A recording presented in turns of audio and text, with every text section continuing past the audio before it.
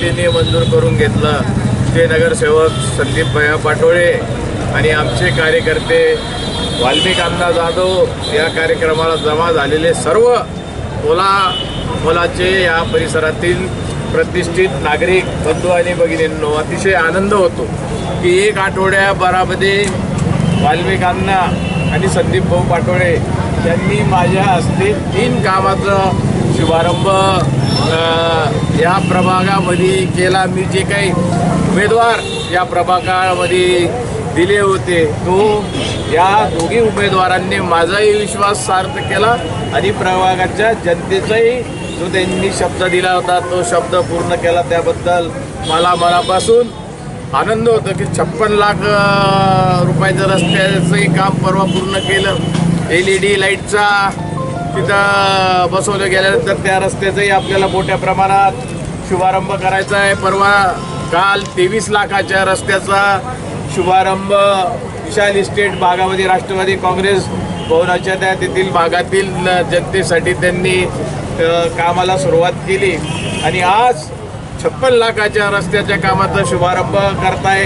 आज तुम्ही पाहत असाल की धुळे शहरामध्ये सर्वत्र भागामध्ये जे काही कामं सुरू आहे ती कुठल्या आमदाराने किंवा खासदाराने मंजूर केलेली काम नाही।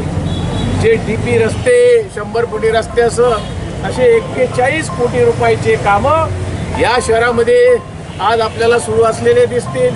136 कोटी रुपयाची पाणी पुरवठा करणारी वितरण व्यवस्थेचं कामही जलद गतीने या शहरामध्ये आपल्याला दिसून येईल। ज्या काही नागरी सुविधा या शहरामध्ये आज जरी राज्यात आणि केंद्रात काँग्रेस आणि राष्ट्रवादी काँग्रेस पक्षाच्या सरकार सत्तेवर नसलं, मी आमदार म्हणून 2दा पराभूत जरी झालो असलो तरी ही कामं मी व माझ्या पक्षाने या शहरामध्ये जनतेची बांधिलकी मानून आम्ही ही कामं सुरू केलेली।